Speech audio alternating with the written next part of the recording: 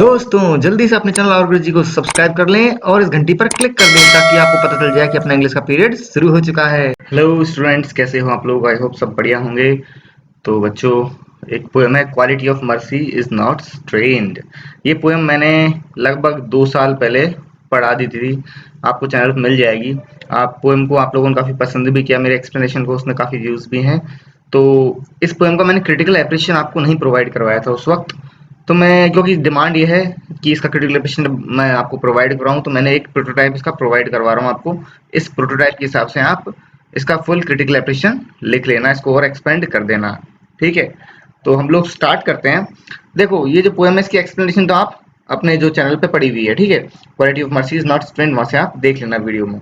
मैं बेसिक बताता हूँ चीजें कि, है ना, ये जो पोएम है, ये पोएम कहाँ से ली गई है? ये है एक ड्रामा है, फेमस ड्रामा है विलियम शेक्सपियर का, जिसका नाम है मर्चेंट ऑफ वेनिस। क्या नाम है? मर्चेंट ऑफ वेनिस, जो कि पब्लिश हुआ था 1600 में। ठीक है, एक्चुअल में ये कोई अलग से लिखी गई पोएम नहीं है, ये पोएम पार्ट एक तरीके से उस ड्रामा का। उस ड्रामा में एक स्पीच आती है, उस स्पीच का एक पोर्शन है ये, सिंपल। ये कोई सेपरेट पीस नहीं है। ठीक है, तो एक कोर्ट सीन आता है।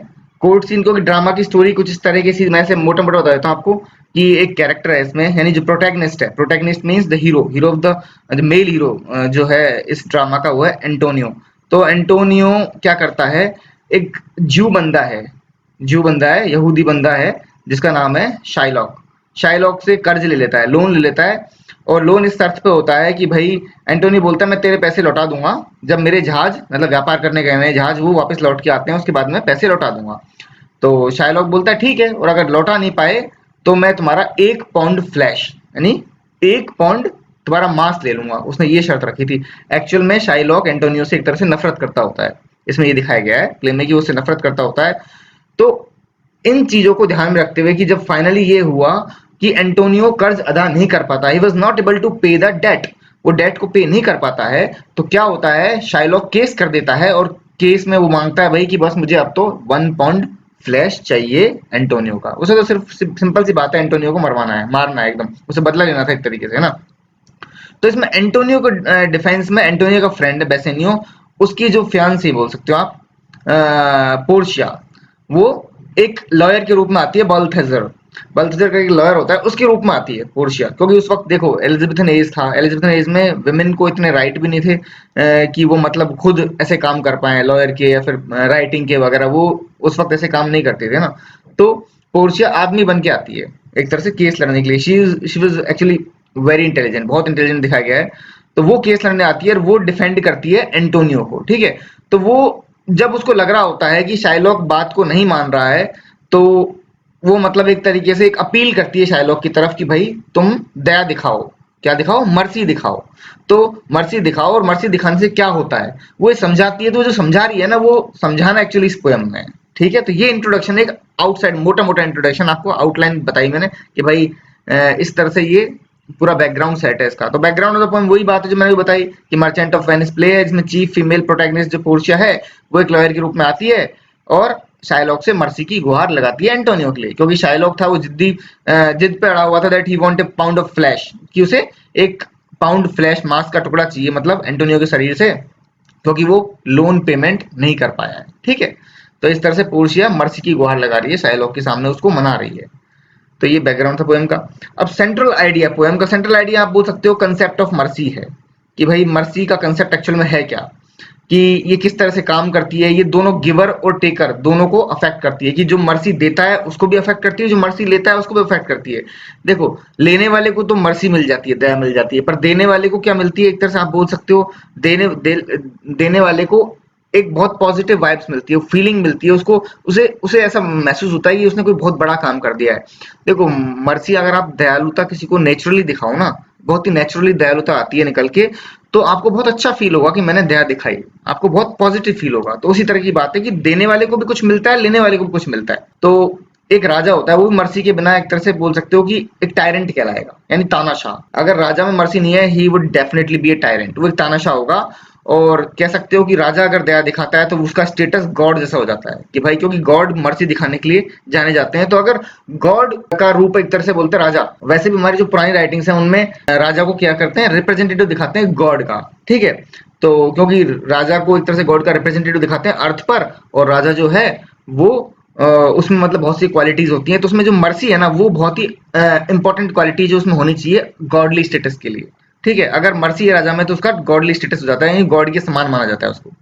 ठीक है, तो क्योंकि किसी पास पावर तो ऑलरेडी होती है, राजा के पास में पावर तो ऑलरेडी होती है, परंतु पावर के बेसिस पे तो टायरेंट बन जाएगा अगर उसके अंदर मर्सी नहीं होगी तो। ठीक है, फिगर ऑफ स्पीच इस पोएम में बहुत फिगर ऑफ स्पीच नहीं है, पर कुछ है जो हमने आइडेंटिफाई करी है, जैसे सिमिली है, जैसे एक लाइन आती है, it droppeth as the gentle rain, यानी कि जो मर्सी है वो इंसान के अंदर से कैसे निकलती है, एकदम नेचुरली निकलती है, जैसे कि एक मतलब बारिश होती है ना, वो बहुत ही आराम आराम से नेचुरली होती है, उसी तरीके से दया भी नेचुरली निकलती है। तो यहाँ पर दया को बारिश से कंपेयर किया गया है, सो हियर इज सिमिली। ठीक है, एनियममेंट, एनियममेंट क्या होता है? एनियममेंट होता है कि जब पोएट्री की एक लाइन है, यहाँ तक लिख दी लाइन, सेंटेंस पूरा नहीं हुआ, पर फिर नेक्स्ट लाइन में वही सेंटेंस आगे कंटिन्यू रहता है, तो इसको बोलते हैं एनियममेंट। देखो, it becomes the throned monarch, sentence में एक्चुअली नेक्स्ट लाइन में कंटिन्यू है एक sentence, it becomes the throned monarch. आप पोएट्री खोलोगे, पोएम खोलोगे तो आपको दिख जाएगा, आपको समझ में जाएगा मैं क्या बोल रहा हूँ। एलिटरेशन, एलिटरेशन एक्चुअल में होता क्या है? एलिटरेशन मतलब repetition of consonants at the starting of the word, कि वर्ड के शुरू में एक व्यंजन का रिपीटिशन हो रहा है। तो सेप्टर्ड स्वे, सा, सेप्टर शोज, सा, इनका रिपीटिशन हो रहा है, तो ये एलिटरेशन है। ठीक है, असोनेंस, असोनेंस का मतलब होता है रिपीटेशन ऑफ वॉवल्स, वॉवल्स का रिपीटेशन वर्ड के बीच में भी हो सकता है, स्टार्टिंग में भी हो सकता है। ठीक है, तो जैसे ये है line, his sceptre shows the force of temporal power, तो इसमें शोज फोर्स टेम्पोरल पावर, तो ओ वॉवल का रिपीटेशन लगातार हो रहा है, so here it is assonance. ठीक है, इस पोएम में ह्यूमनिज्म का कंसेप्ट भी साफ नजर ही आ रहा है। देखो, ह्यूमनिज्म का कंसेप्ट ऐसे नजर आ रहा है कि ह्यूमनिज्म एक्चुअली में होता क्या है, ह्यूमन वैल्यूज पे फोकस किया गया है, ह्यूमन के बारे में होती है, ह्यूमन के बारे में, ह्यूमन वैल्यूज के बारे में, ह्यूमन सबसे इंपॉर्टेंट चीज होती है। और बेसिकली इस पोएम में यही दिखा गया है कि human should have mercy, mercy एक वैल्यू है जो ह्यूमन के अंदर होनी चाहिए, तो उस वैल्यू के ऊपर फोकस किया गया है। तो ह्यूमनिज्म का कंसेप्ट साफ नजर आता है कि मर्सी, इंसान ही तो इंसान पे दया दिखाएगा, और कोई कौन दया दिखाएगा? तो इंसान को इंसान पे दया दिखानी चाहिए, mercy should be shown towards other human, है ना? तो मर्सी दिखानी चाहिए, गॉड जैसा फीचर है जो इंसान में होना चाहिए एक तरीके से। ठीक है, तो और ये बेसिकली आता भी नेचुरली, आप किसी को फोर्स नहीं कर सकते तो दया दिखा, सामने वाले में जब तक दया नहीं होगी वो दया दिखा भी नहीं पाएगा। It can not be stranded, stranded का मतलब इसको आप ऐसा कोई ऐसा नहीं है कि जबरदस्ती सामने वाले को दया दिखाने के लिए मजबूर कर दो, ऐसा होता नहीं है। ये नेचुरली आती है, एक बारिश की तरह, जैसे बारिश नेचुरली बरसती है, बारिश आप जबरदस्ती थोड़ी करवा दोगे कि बारिश हो जा या बारिश रुक जा, नहीं, नेचुरली आती है ना, उसी तरीके से दया भी इंसान के अंदर नेचुरली आती है। तो पोएम इसी बात पे फोकस कर रही है, तो इसमें जो एक चीज बताई ना, ह्यूमन वैल्यू, एक मर्सी के ऊपर फोकस गया है, तो ये ह्यूमनिज्म के कंसेप्ट को कहीं ना कहीं दर्शा रहा है पोएम के अंदर। ठीक है, इस स्पीच की इंपॉर्टेंस क्या है? एक्चुअल में ये स्पीच बहुत इंपॉर्टेंट है ड्रामेटिक पर्पज के हिसाब से, प्ले के अंदर ड्रामेटिक पर्पज के हिसाब से बहुत इंपॉर्टेंट है, क्योंकि एक तरीके से इसने नाटक को एंड किया, एक तरीके से जस्टिफाई किया इसके एंड को, एक तरीके जो एंड में क्लाइमैक्स आता है ना, उसका एक बहुत ही इंपॉर्टेंट पार्ट है।